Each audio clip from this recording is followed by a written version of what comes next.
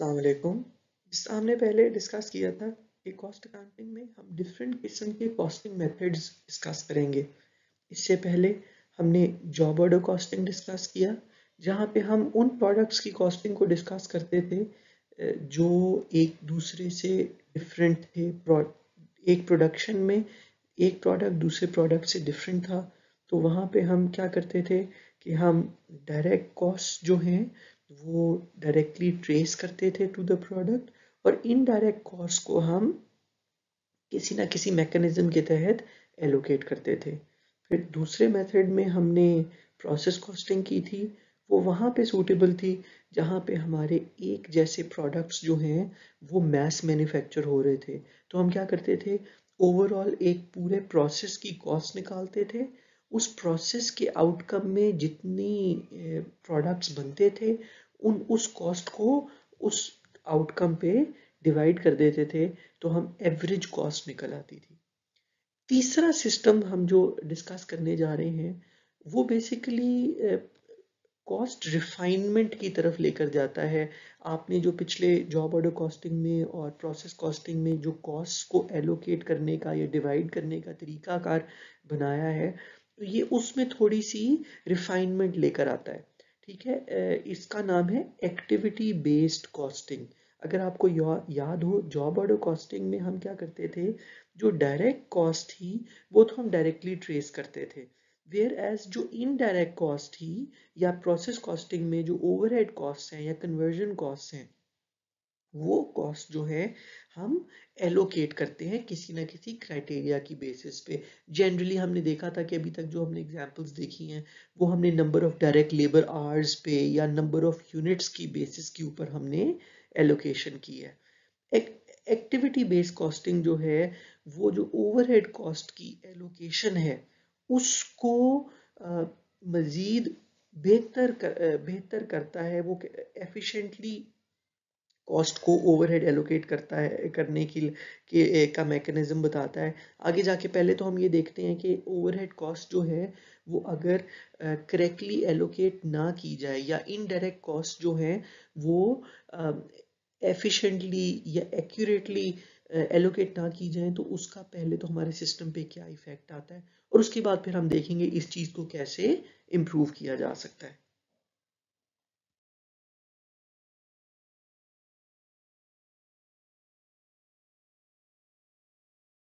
ये हमारे learning objectives होंगे इस चैप्टर के।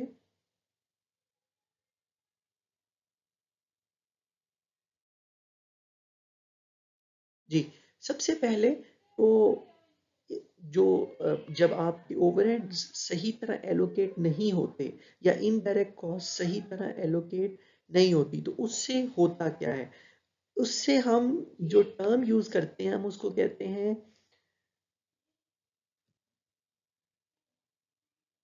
Cross subsidisation, product cost cross subsidisation. अब इसका मतलब क्या है, inappropriate pooling of indirect costs and poor choices for cost drivers can lead to the incorrect cost of products or services। क्या है इनअप्रोप्रिएट पूलिंग? इसका मतलब है कि जो हम ओवरहेड कॉस्ट को इकट्ठा कर रहे हैं उनको जब हम पूल पूल का वर्ड कहाँ से आता है हमें पता है ना, स्विमिंग पूल। पूल में क्या हम पानी इकट्ठा करते हैं, तो जब हम कॉस्ट पूलिंग की बात करते हैं तो हम जैसा स्विमिंग पूल में एक जगह पे सारा पानी इकट्ठा करते हैं, वहाँ जब कॉस्ट पूल्स बनाए जाते हैं, कॉस्ट पूलिंग की जाती है, तो वहाँ पे हम सारे कॉस्ट को इकट्ठा कर रहे हैं, उसको हम कॉस्ट पूल कहते हैं। तो जब हम एक जगह पे डिफरेंट कॉस्ट को इकट्ठा करते हैं तो वहाँ पे हम उसको कॉस्ट पूलिंग कहते हैं। और इनअप्रोप्रिएट पूलिंग का मतलब क्या है कि हम एक ही पूल में तमाम किस्म की ओवरहेड कॉस्ट को इकट्ठा कर लेते हैं। मतलब ये चाहे उनका आपस में ताल्लुक हो या ना हो, लेकिन हम जिस अगर आपको याद होगा जॉब ऑर्डर कॉस्टिंग में हम क्या करते थे, तमाम के तमाम ओवरहेड्स हम इकट्ठे एक जगह कर लेते थे। अब उन ओवरहेड्स में बिजली भी उन्हीं ओवरहेड्स में आ रही है, जो आपकी प्रोडक्ट से इनडायरेक्ट लेबर है वो भी उसी में आ रही है, इनडायरेक्ट मटेरियल भी उसी ओवरहेड में आ रहा है। मतलब कि हमने एक पूल बनाया था और तमाम किस्म की जो आपकी कॉस्ट थी वो ओवरहेड कॉस्ट इनडायरेक्ट कॉस्ट को एक ही जगह इकट्ठा किया और कहा कि जी हमारी टोटल कॉस्ट जो है ओवरहेड इनडायरेक्ट कॉस्ट ये बनती है। तो क्या किया, in appropriate pooling. ABC costing कहता है कि जब आप तमाम कॉस्ट को इकट्ठा कर लेते हो, अब उन सब का आपस में कोई ताल्लुक है या नहीं है, लेकिन आपने सबको इकट्ठा कर दिया, तो बेसिकली इन अप्रोप्रिएट पूलिंग की।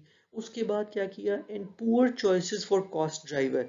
कॉस्ट ड्राइवर क्या होता है, जिसकी बेसिस पे हम फिर उस कॉस्ट को एलोकेट करते थे। अगर आपको याद होगा, हमने कहा था हम अब वो जो ओवरहेड कॉस्ट है हम उसको किस तरह डिवाइड कर सकते हैं, नंबर ऑफ यूनिट्स के ऊपर कर सकते हैं, या हम नंबर ऑफ लेबर आवर्स पे कर सकते हैं, या मटेरियल यूज्ड की बेसिस के ऊपर एलोकेट करते हैं। मतलब हमने एक क्राइटेरिया क्रिएट करना है, एक तरीकाकार वजह करना है कि उस तरीकाकार के हिसाब से हमने ओवरहेड कॉस्ट को एलोकेट करना है। अगर हमने नंबर ऑफ यूनिट्स लिया है, इसका मतलब है अगर 10,000 रुपए में 10 यूनिट बने थे, तो 10,000 डिवाइडेड बाय 10, अब क्या निकला, पर यूनिट 1000। इसका मतलब है हमारा जो कॉस्ट पूल है वो एक ही कॉस्ट पूल है, 1,000 रुपया 10,000 रुपया टोटल कॉस्ट थी। उसको उस कॉस्ट को डिवाइड करने के लिए जो हमने तरीकाकार सिलेक्ट किया वो हमने किया नंबर ऑफ लेबर, वो number of units. Number of units 10 थे, 10,000 डिवाइडेड बाय 10, 1000। इसका मतलब है हर यूनिट को 1,000 रुपया एलोकेट कर दिया जाएगा, किसका, ओवरहेड कॉस्ट का। मतलब हम ये कहेंगे वो जो 10,000 ओवरऑल खर्चा हुआ है उसमें से 1,000 जो है वो इस यूनिट को बनाने में लगा है। इसी तरह तमाम 10 के 10 यूनिट्स को सेम एक हजार जो है वो एलोकेट हो जाएगा। अब क्या है इसमें, या फिर हमारे पास दूसरी ऑप्शन थी, हम कहते थे कि जी हम कहते थे कि नंबर ऑफ लेबर आवर्स के ऊपर कर लें। अब वो 10 यूनिट्स तो ठीक है 10 ही है, लेकिन उन 10 यूनिट्स को बनाने के लिए कितने घंटे लगे हैं, लेट से 100 आवर्स लगे हैं, 100 आवर्स लगे हैं, 100 आवर्स लगे हैं। अब क्या है, अब आपने 10,000 को 100 आवर्स पे डिवाइड किया, 100 आवर्स पे डिवाइड किया, और क्या हुआ, 100 आवर्स पे डिवाइड किया तो 1000 के बजाय 100 per hour overhead allocation rate निकल आया। इसका मतलब है अब पहले पिछले जब आपने cost driver number of units रखे थे तो 10 के 10 यूनिट्स को इक्वल ओवरहेड कॉस्ट एलोकेट हुआ, चाहे कोई छोटा यूनिट है चाहे कोई बड़ा यूनिट है, चाहे कोई कम टाइम में बना है चाहे कोई ज्यादा टाइम में लगा है, 10 के 10 यूनिट्स को जो है वो आपने सेम 1000 की कॉस्ट एलोकेट कर दी। लेकिन अब जो आपके पास ओवरहेड, जब आपने नंबर ऑफ आवर्स को चूज किया तो अब क्या हुआ, अब आपके पास 100 आवर्स टोटल 10 प्रोडक्ट पे लगे थे, 10 यूनिट्स पे लगे थे, पर आवर आपकी एलोकेशन रेट निकल आया 100।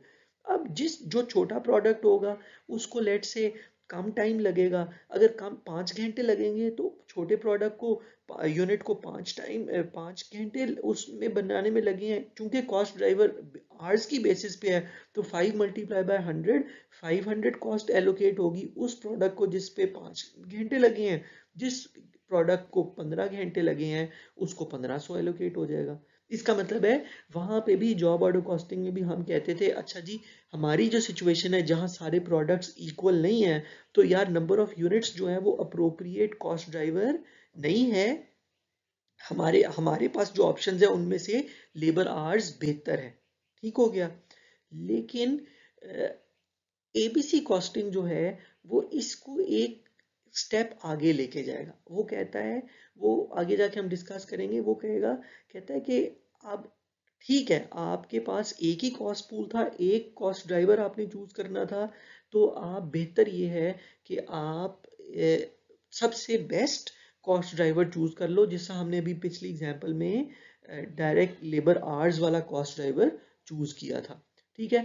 लेकिन अगर देखें, अगर हमने नंबर ऑफ यूनिट्स वाला चूज करते तो क्या होता, आपका सब प्रोडक्ट्स को इक्वल कॉस्ट हो जाती, छोटे प्रोडक्ट को भी 1,000 रुपया लग जाता, बड़े प्रोडक्ट को भी 1,000 रुपया लग जाता। तो क्या होता, इससे होता है, इसको हम कहते हैं प्रोडक्ट कॉस्ट क्रॉस सब्सिडाइजेशन, मतलब जिस प्रोडक्ट को 500 रुपया लगना चाहिए था उसको भी 1000 रुपया लग रहा है, और जिस प्रोडक्ट को 1500 लगना चाहिए था उसको भी 1000 रुपया लग रहा है। इसका मतलब क्या है, 500 छोटे वाला प्रोडक्ट बड़े वाले प्रोडक्ट को सब्सिडाइज कर रहा है, ठीक है। If one product is under costed, मतलब 1500 वाले को जब 1000 रुपया लगेगा, देन अदर प्रोडक्ट में बी ओवर कॉस्टेड। अब जाहिर बात है जिसको 500 लगना था उसको 1000 रुपया लगा दिया, इससे क्या होगा, प्रोडक्ट में be over, resulting in product cost cross subsidization. मतलब बाकी डायरेक्ट कॉस्ट तो अपनी जगह है ही है, इनडायरेक्ट कॉस्ट में जहां छोटे वाले को 500 रुपए लगने चाहिए थे, लेट से 2000 ही टोटल कॉस्ट आई थी, ठीक है। अब आपने दो प्रोडक्ट्स में ही अप्लाई करना है, अब एक छोटा है एक बड़ा है, एक प्रोडक्ट, अब आपने क्या किया, जब नंबर ऑफ यूनिट्स देख लिया आपने कहा 2000 है, दो यूनिट है, हजार हजार एलोकेट कर दो। अब लेकिन आपने ये इस बात को तो कंसिडर ही नहीं किया कि एक प्रोडक्ट छोटा है एक प्रोडक्ट बड़ा है। तो अब क्या है, बड़े वाले को जब हजार रुपया असूलन 1500 लगने चाहिए थे, लेकिन उसको आपने एलोकेट की, उसको आपने कॉस्ट जो एलोकेट की वो 1000 रुपया की। इसका मतलब है आपने उसको कम खर्चा दिया, ऑब्वियसली वो फिर इस उसकी कॉस्ट, ओवरऑल कॉस्ट कम हो जाएगी। वेयर एज दूसरा प्रोडक्ट जो 500 जिसको लगना चाहिए था उसको भी आपने 1000 रुपया लगा दिया, उसकी ओवरऑल कॉस्ट ज्यादा हो जाएगी। इसका मतलब है अब क्या कर रहा है, सब्सिडाइज। आपने सब्सिडीज का वर्ड देखे ना, जब गवर्नमेंट भी सब्सिडाइज, देखे दो वर्ड्स यूज होते हैं अक्सर आपने देखा होगा, एक डिस्काउंट होता है और एक सब्सिडी होती है। सब्सिडीज अमूमन गवर्नमेंट देती है, क्यों, जब डिस्काउंट होता है ना तो इसका मतलब है कीमत ही कम कर दी या कॉस्ट प्राइस ही कम हो गई है। 500 रुपए की चीज 50 रुपए में मिल रही है, ये डिस्काउंट है, ठीक है। लेकिन अगर 100 रुपए की चीज 100 रुपए में ही मिल रही है, लेकिन 50 रुपए आप दे रहे हो और 50 रुपए गवर्नमेंट दे रही है, इसका मतलब है गवर्नमेंट सब्सिडाइज कर रही है, विच मीन्स कि वो प्रोडक्ट उतने का ही है लेकिन उसकी जगह पेमेंट कहीं और से आ रही है। इसी तरह जब प्रोडक्ट्स में क्रॉस सब्सिडाइजेशन हो रही है तो क्या हो रहा है, वो जो प्रोडक्ट है असूलन उस पे खर्चा 1500 ही आ रहा है बनने में, लेकिन क्या है वो लेकिन प्रोडक्ट को सिर्फ 1000 रुपये एलोकेट हो रहा है, क्यों, क्योंकि 500 रुपया जो है वो दूसरे प्रोडक्ट के खाते में डल रहा है। उससे क्या हो रहा है, उसकी उसकी कॉस्ट बढ़ रही है। अब इसका नुकसान क्या होगा, नुकसान क्या होगा कि जो 500 वाला, जो जिस प्रोडक्ट को 500 रुपये product cost overhead cost allocate होनी चाहिए थी उसको जब आप 1000 रुपया करेंगे, तो जाहिर बात है जब आप उसकी सेलिंग प्राइस डिसाइड कर रहे होंगे तो सेलिंग प्राइस आप डिसाइड किस तरह करते हो, कॉस्ट प्लस प्रॉफिट। तो जब कॉस्ट ज्यादा होगी तो उसकी सेलिंग प्राइस भी ऑटोमेटिकली ऊपर चली जाएगी। जब सेलिंग प्राइस ऊपर चली जाएगी, अब सेलिंग प्राइस ऊपर गई है इसलिए नहीं कि वो प्रोडक्ट महंगा है, इसलिए कि आपने उसकी कॉस्टिंग गलत की है। अब आप वही चीज आपका कंपेटिटर भी बना रहा हो और वो उसकी कॉस्टिंग सही कर रहा हो, तो मार्केट में लेट से यही ओवरऑल सारा प्रोडक्ट बनाने के बाद आपका प्रोडक्ट बन रहा है 5000 का, सेल करने आप लेके गए हो, और आपका कंपेटिटर वही प्रोडक्ट 4500 का लाएगा, क्यों, क्योंकि आपका प्रोडक्ट में 500 की गलती है, क्योंकि आप वो आपकी कॉस्टिंग में गलती है, आपने उसको एक्स्ट्रा गलत कॉस्ट एलोकेट की हुई है जिसकी वजह से उसकी कॉस्ट बढ़ रही है, कॉस्ट बढ़ रही है तो सेलिंग प्राइस बढ़ रही है। इस वजह से आपका प्रोडक्ट 5000 का है, वेयर आपका बाकी चीजों को अगर हम कांस्टेंट रखें और आपके कंपेटिटर का प्रोडक्ट 4500 रुपए का बिक रहा है, क्यों, क्योंकि उसने कॉस्टिंग ठीक की है। तो अब क्या होगा, इसका नुकसान क्या होगा, आपका प्रोडक्ट तो नहीं बिकेगा, क्यों, क्योंकि आपकी आपकी कॉस्ट ज्यादा आ रही है। तो ये है नुकसान प्रोडक्ट कॉस्ट क्रॉस सब्सिडाइजेशन का। तो एबीसी कॉस्टिंग जो है ना वो बेसिकली इस मसले के हल के ऊपर बात करता है। अब आपको एक और एग्जांपल से जो है वो समझाते हैं। वो कहता है कि जी आपकी जब आप sharing the bill at a restaurant is a good example. अब रेस्टोरेंट में क्या होता है इसकी एग्जांपल ले लेते हैं। Suppose 4 people go out to dinner, ठीक है, कहता है 4 लोग जो हैं वो खाना खाने इकट्ठे चले गए, ठीक है। अब जब 4 खाने इकट्ठे चले गए, अब देखें इसमें एक चीज तो आपको समझने की जरूरत है, अगर तो 4 लोग जाते हैं ना, चारों अपना अपना ऑर्डर करते हैं, अपना अपना खाते हैं और अपना अपना चारों अलहदा अलहदा बिल मंगवा लेते हैं। ये है डायरेक्ट कॉस्टिंग। इसका मतलब है ये चारों को आप इजीली ट्रेस कर सकते हैं कि किसने क्या ऑर्डर किया, क्या खाया, क्या बिल दिया। इसको हम ये डायरेक्ट कॉस्टिंग, या तो एलोकेट करने की ज़रूरत ही नहीं है। हर चारों ने अपना ऑर्डर अलहदा अलहदा दिया, अलहदा अलहदा खाया, अलहदा अलहदा बिल दिया। वहाँ तो आपका कोई एक दूसरे को सब्सिडाइजेशन का प्रॉब्लम ही नहीं आएगा। वो डायरेक्ट कॉस्ट जब एलोकेट कर डायरेक्ट कॉस्ट ट्रेसिंग होती है, वहाँ पे देखें हमारा प्रॉब्लम नहीं है। वहाँ पे हमने कॉस्ट ही उतनी ट्रेस करनी है जितनी एलोकेट होनी है। ये हमारी प्रॉब्लम आएगी जब हम इनडायरेक्ट कॉस्ट की तरफ आते हैं। अच्छा, अब इसी एग्जाम्पल को इनडायरेक्ट कॉस्ट में कैसे कन्वर्ट हो जाएगी, जब अगर लेट्स हम ये अज्यूम करते हैं कि ये चारों लोग जाते हैं, इकट्ठा ऑर्डर देंगे, इकट्ठा खाएंगे और इकट्ठा बिल पे करेंगे।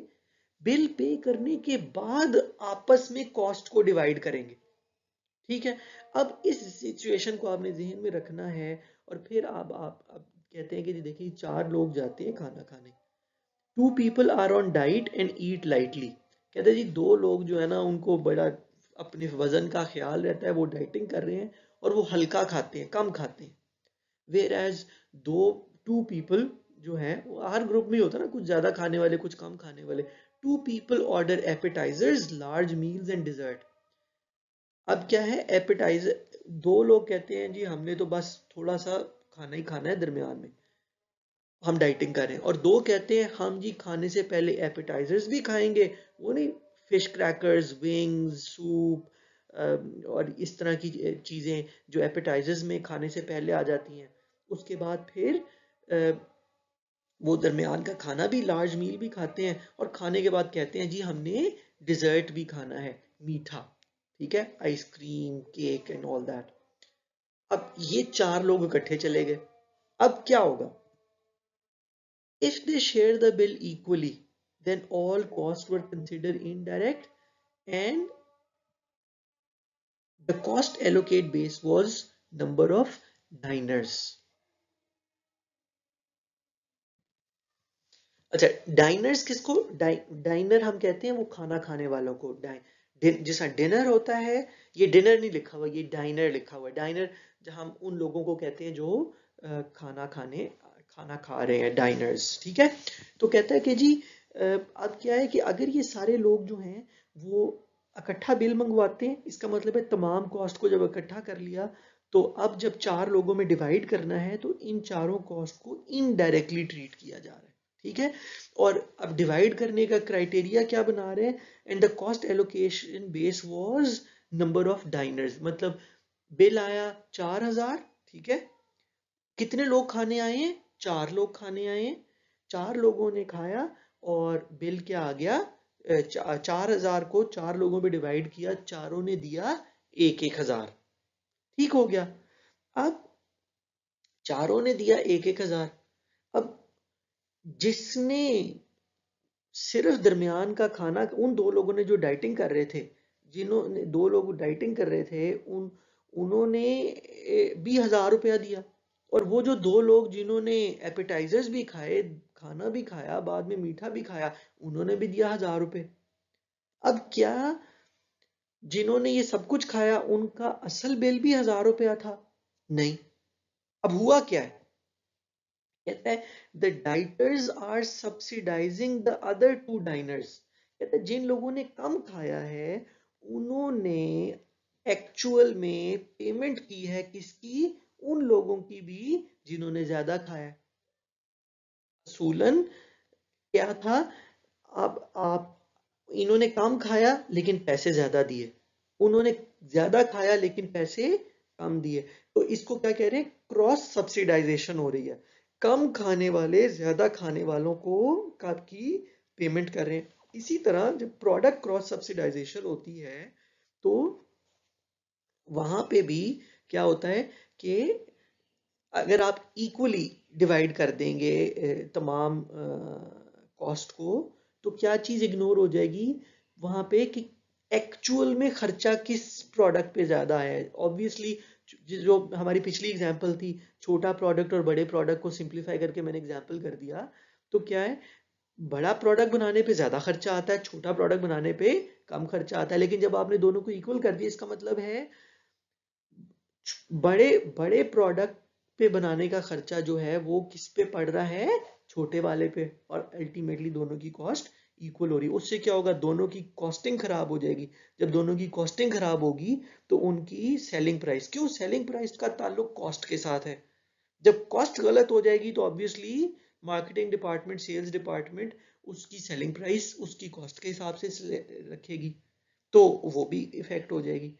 तो हल क्या है, एबीसी कॉस्टिंग इस सिचुएशन को क्या करता है? वो कहता है जी एग्जिस्टिंग कॉस्ट सिस्टम को ना कैसे रिफाइन किया जा सकता है, जिस तरह हमने जॉब ऑर्डर कॉस्टिंग में किया था। वहां पे पहली चीज तो कहता है जी increasing the number of cost tracked as direct. पहली बात तो जैसा हमने पहले भी कहा, जहां जहां पे आप आसानी से और कॉस्ट इफेक्टिवली अपनी डायरेक्ट कॉस्ट को ट्रेस कर सकते हो, तो आप कोशिश करो ज्यादा से ज्यादा कॉस्ट डायरेक्टली ट्रेस हो जाए। क्योंकि जब डायरेक्टली कॉस्ट ट्रेस होनी है तो वो आप छोटे प्रोडक्ट पे थोड़ी लगनी है, बड़े प्रोडक्ट पे बड़ी ज्यादा लगनी है। कॉस्ट वही होनी है, आप पता लगनी है जो डायरेक्टली उसके ऊपर इस्तेमाल होगी। तो आपको पता चल, वो उसमें तो कोई कंफ्यूजन नहीं है कि जी खर्चा कहीं और हो रहा है, पेमेंट इसको कॉस्ट इसको एलोकेट हो रही है। वो तो डायरेक्टली आपने ट्रेस करनी है।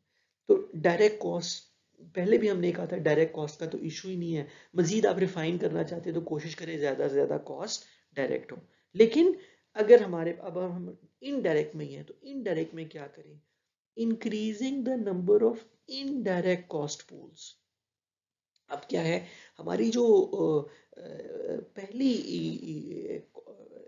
सिचुएशन थी जहां जॉब ऑर्डर कॉस्टिंग में, वहां पे हम क्या करते थे, हम जब तमाम ओवरहेड कॉस्ट को एक जगह इकट्ठा करते थे, इसका मतलब है हम कॉस्ट पूल जो है वो एक बनाते थे। ठीक है, अब जब हम एक, वो कहता है अब आप एक काम करो, आप बजाय कि सब लोगों को सारी तमाम कॉस्ट को, मतलब इनडायरेक्ट मटेरियल भी एक ही जगह, इनडायरेक्ट लेबर भी एक ही जगह, फैक्ट्री ओवरहेड भी एक ही जगह।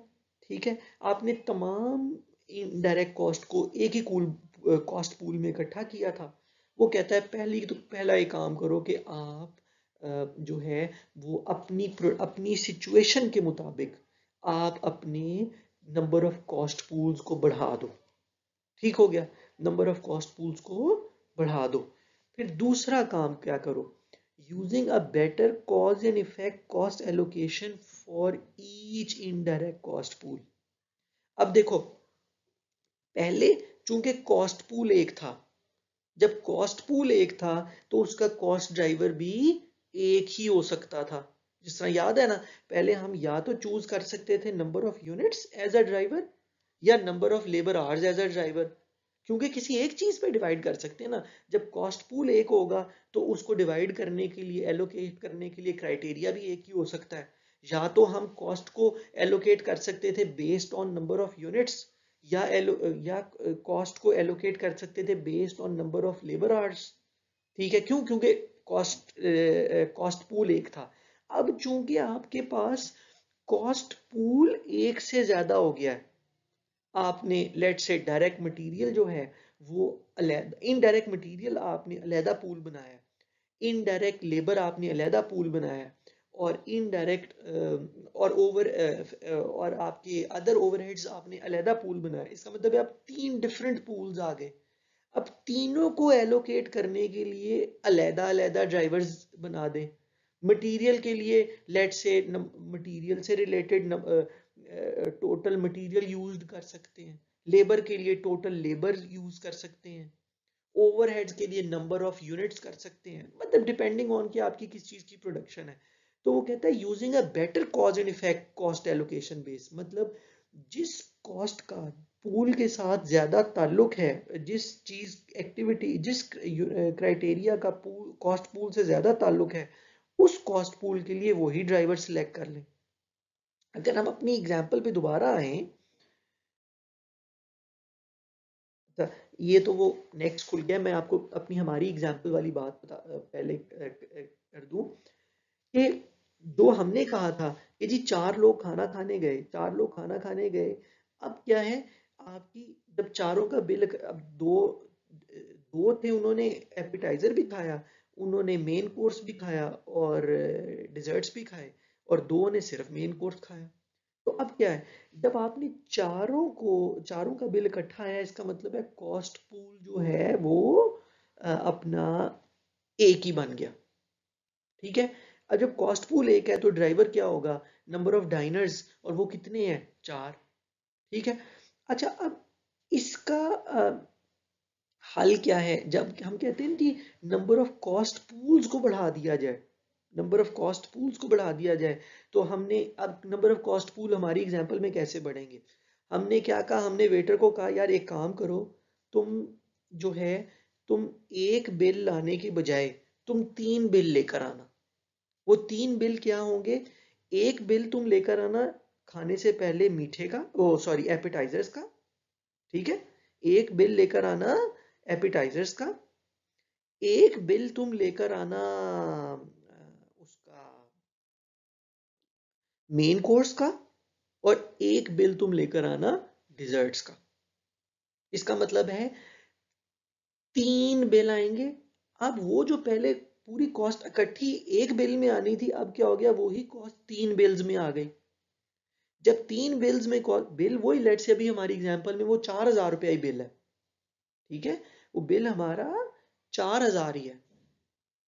अब क्या है, क्या, अब उसने जब 3 बिल ला के दिए, तो अब क्या हुआ, एपिटाइजर एपिटाइजर जो है वो 5, एपिटाइजर का बिल आया 1,000, मेन कोर्स का आया 2,000, और आपके डिजर्ट्स का आया 1,000। इसका मतलब वो 4,000 कॉस्ट उतनी है टोटल, जो पहले हमने एक सिंगल कॉस्ट पूल में रखी थी, अब वो हमने 3 कॉस्ट पूल्स में डिवाइड कर दी, 1,000, 2,000 और फिर 1,000। अब क्या है, चूंकि कॉस्ट पूल 3 है, तो अब इनके ड्राइवर भी 3 होंगे। सबसे पहले हम आए एपिटाइजर्स पे, तो अब यहाँ पे जो इसके एपिटाइजर्स के लिए हमने डिसाइड किया यार इस कॉस्ट को किस किस पे डिवाइड करना है, तो वो जो जिन्होंने खाया नहीं था, उन्होंने अपने मुंह उधर कर लिए कि भाई मतलब हमारा तो इस कॉस्ट से कोई ताल्लुक नहीं है ना, क्योंकि हमने तो ये खाया ही नहीं। तो क्या है, ये 1,000 रुपया डिवाइड करने के लिए सिर्फ 2 डाइनर्स के ऊपर डिवाइड किया गया, 1,000 डिवाइडेड बाय 2। इसका मतलब है ये दोनों जिन्होंने खाया था, इनको 500-500 रुपया एलोकेट हो गया, किसमें से, इस पहले 1,000 रुपये में से। और वो जिन्होंने नहीं खाया था, उन्होंने चूंकि खाया ही नहीं, तो उनको कुछ भी एलोकेट नहीं हुआ। ठीक हो गया। फिर अगले कॉस्ट पूल पे आए, यहां पे 2,000 बिल था, कहा जी इसको किस पे डिवाइड करें, चारों ने कहा जी हमने खाया है। इस 2,000 रुपए को क्या हुआ, 2,000 रुपए को चारों पे डिवाइड किया, फिर 500 पर डाइनर आया। अब क्या हुआ, जिन्होंने कुछ नहीं खाया था उनको पहली बार 500 एलोकेट हुआ, और जिन्होंने पहले भी खाया था उनको 500 पहले एलोकेट हुआ, 500 फिर एलोकेट हो गया। अब उनकी कॉस्ट कितनी होगी है, 1,000, और इनकी कॉस्ट है 500। फिर तीसरे कॉस्ट पूल पे आए, तीसरा कॉस्ट पूल फिर 1,000 था, इन्होंने कहा जी इस 1,000 को किस पे डिवाइड करें। दोबारा वो जिन्होंने नहीं खाया था, उन्होंने मुंह इधर उधर कर लिया कि भाई हम क्यों दें इसके पैसे। तो फिर वो 2 पे डिवाइड हुआ, और फिर वो 1,000 रुपया 2 लोगों पे डिवाइड होके 500-500 दोनों पे आया। तो इस तरह करते इनका बिल बन गया 1,500, और जिन्होंने नहीं खाया था उनका 500। तो क्या हुआ, आपने वही वही सिचुएशन है, सिर्फ क्या किया, आपकी आपकी जो इनडायरेक्ट कॉस्ट थी जो 4,000 थी, उसको आपने 3 डिफरेंट कॉस्ट पूल्स में डिवाइड कर दिया।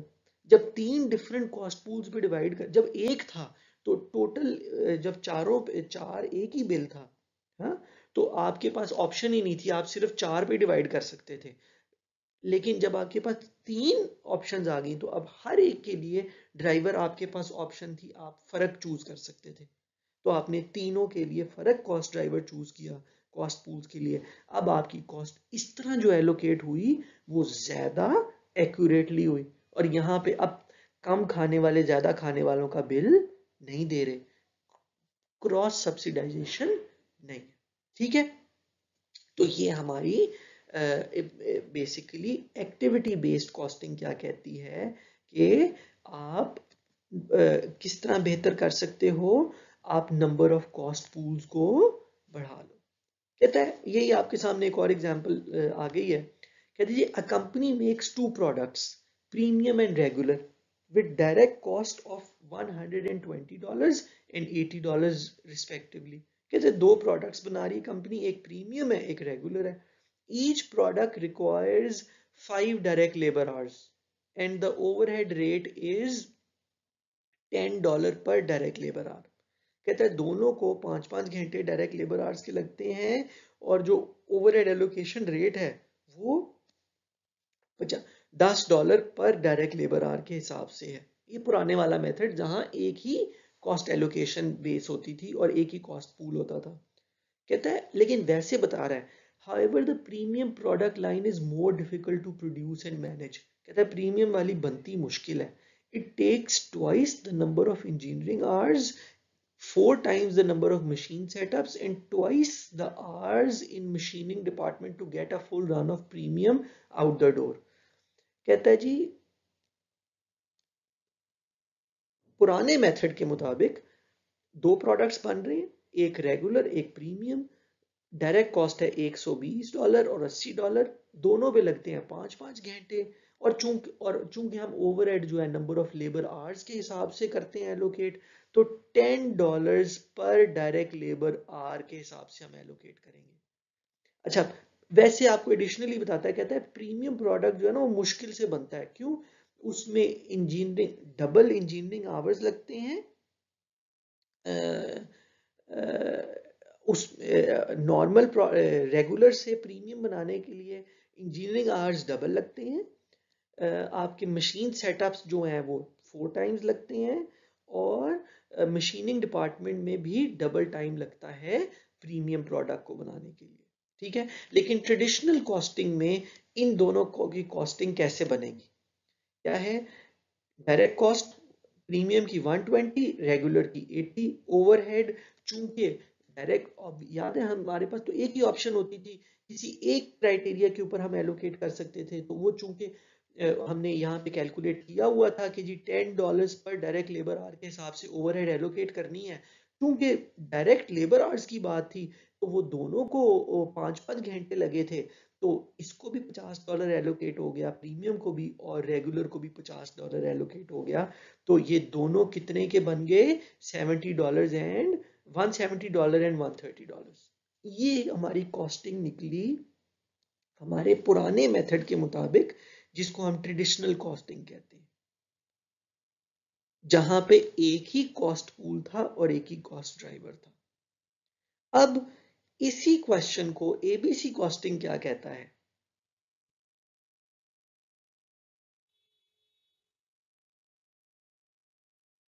यही देखें, the use of a single indirect cost pool with direct labour hours as an allocation base does not appropriately reflect the consumption of resources during production. अच्छा, अब देखो जब आपने एक ही कॉस्ट एलोकेशन बेस ली है ना, तो अब देखो $50-50 दोनों को ओवरहेड एलोकेट हो गया। अब दोनों को ओवरहेड एलोकेट हो गया, हालांकि मशीनिंग इंजीनियरिंग आवर्स भी प्रीमियम वाले पे ज्यादा लगे थे। ये सारी इनडायरेक्ट कॉस्ट हैं। मशीन सेटअप्स भी ज़्यादा प्रीमियम पे लगे थे, अपना मशीनिंग डिपार्टमेंट में भी ज़्यादा टाइम लगा था, लेकिन फिर भी दोनों को कॉस्ट इक्वल एलोकेट हो गई। इसका मतलब है कि इस इसमें किसी असल में कि प्रीमियम को ज़्यादा एलोकेट होनी चाहिए थी, रेगुलर को कम एलोकेट होनी चाहिए थी, लेकिन क्या है, क्रॉस प्रोडक्ट सब्सिडाइजेशन हो रही है। ठीक है, लेकिन हम इसको थियोरेटिकली भी आगे जाके प्रूव भी करते हैं कि कितने की क्रॉस प्रोडक्ट सब्सिडाइजेशन हो रही है। कहता है ABC is a method of cost system refinement. कहता है कॉस्ट को किस तरह मजीद रिफाइन किया जाए। कहता है indirect cost are divided into sub pools of cost of activities. कहता है कि जी इनडायरेक्ट कॉस्ट को डिवाइड कर दें सब पूल्स में, जिस तरह मैंने कहा अपना हमने हमारे एक बिल को 3 बिल्स के अंदर डिवाइड किया था, टोटल वही है, टोटल अमाउंट उतनी ही रहती है, लेकिन क्या है उसको सब पूल्स के अंदर डिवाइड कर दिया। कॉस्ट ऑफ एक्ट मतलब जब हम उसकी ऑपरेशन प्रोडक्शन की बात करेंगे तो हम कोशिश ये करेंगे कि हम अपने प्रोडक्शन प्रोसेस को डिफरेंट एक्टिविटीज में डिवाइड कर लें। ठीक है, वो डिफरेंट एक्टिविटीज जो हैं वो उसकी प्रोडक्शन के हिसाब से होंगी। डिफरेंट एक्टिविटीज का ताल्लुक कहीं पे लेबर के साथ होगा, कहीं पे मटेरियल के साथ होगा, कहीं पे मशीन के साथ होगा। तो जब हर एक्टिविटी की कॉस्ट अलहदा हो जाएगी, इनडायरेक्ट कॉस्ट, तो फिर उसके लिए उस एक्टिविटी से रिलेटेड जो कॉस्ट ड्राइवर होगा वो हम सिलेक्ट कर सकेंगे। Activity costs are then allocated to the final cost objects using a cost allocation base, more commonly called cost drivers in ABC. ठीक है, allocation base या cost drivers मतलब किसकी बेसिस की वजह से हम कॉस्ट एलोकेट करें। कॉस्ट ड्राइव मतलब 1 घंटा लगेगा तो हम 50 रुपए एलोकेट करेंगे, 2 घंटे लगेंगे तो 100 रुपया, 3 घंटे लगेंगे तो 150 रुपए। इसका मतलब है कॉस्ट किस चीज की बेसिस पे चल रही है, नंबर ऑफ लेबर आवर्स। तो ड्राइव कॉस्ट को कौन ड्राइव कर रहा है, लेबर आवर्स। तो ये आपका एलोकेशन बेस बन गया। तो हम जब हमारे पास एक से ज्यादा कॉस्ट पूल होगा तो हम एक से ज्यादा हर पूल के लिए डिफरेंट कॉस्ट ड्राइवर एलोकेट कर सकेंगे, क्योंकि हर ड्राइवर जो है वो अपने वाले कॉस्ट पूल को बेहतर अच्छा ड्राइव कर रहा होगा। Activities are measurable, making it more likely that cost drivers can be found so that a final cost object will absorb indirect costs in proportion to its use of the activity. कहता है ये जो आपने cost drivers choose करनी है या cost आपने cost जो आपने एक्टिविटीज में डिवाइड करनी है अपनी टोटल कॉस्ट को, वो आपने वहां पे डिवाइड करनी है जहां पे आपको ऐसा महसूस हो कि इस एक्टिविटी के लिए एक अलहदा कॉस्ट ड्राइवर जो है वो ज्यादा सूटेबल है। तो उस एक्टिविटी के लिए कॉस्ट पूल अलहदा, मतलब हर कॉस्ट पूल के अगेंस्ट एक मेजरेबल। तो अल्टीमेटली तो हमने उस कॉस्ट को उस ड्राइवर के ऊपर, उस एक्टिविटी के ऊपर डिवाइड करना है ना। तो आपने फिर एक मेजरेबल एक्टिविटी होनी चाहिए जिसको आपने अलहदा करना है ताकि उसकी कॉस्ट और उसके ड्राइवर को अलहदा से डिवाइड किया जाए।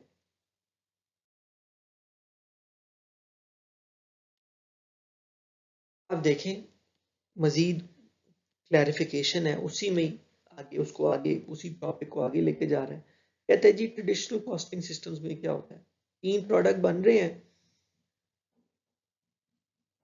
ठीक है, प्रोडक्ट ए, प्रोडक्ट बी और प्रोडक्ट सी। अब क्या होगा, डायरेक्ट कॉस्ट तो हर प्रोडक्ट के ऊपर जितनी लगेगी वो डायरेक्टली उसको एलोकेट हो जाएगी। प्रोडक्ट ए पे जो डायरेक्ट मटेरियल लग रहा है, डायरेक्ट लेबर बन रहा है, हमारे पास रिकॉर्ड है, उससे हम उसको डायरेक्टली एलोकेट कर देंगे।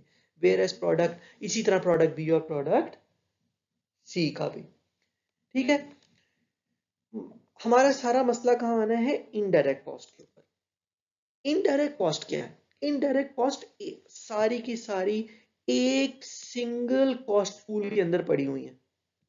ठीक है, अब इनडायरेक्ट कॉस्ट को हम इक्वली या सारों को इकट्ठा करके प्रोडक्ट ए, बी और सी पे एलोकेट कर देते हैं।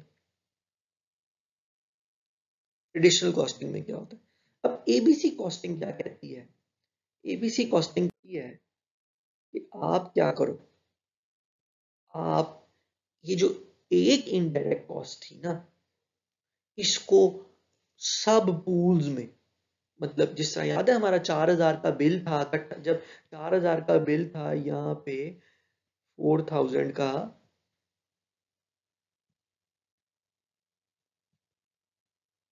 तो हमने इकट्ठा था, फिर हमने क्या किया था उसको 3 बिल्स में, 3 एक्टिविटीज में। तीन एक्टिविटीज क्या थी, जिसने एपिटाइजर खाया, जिसने जिसने मेन कोर्स खाया और जिसने आपका वो खाया डिजर्ट्स खाए।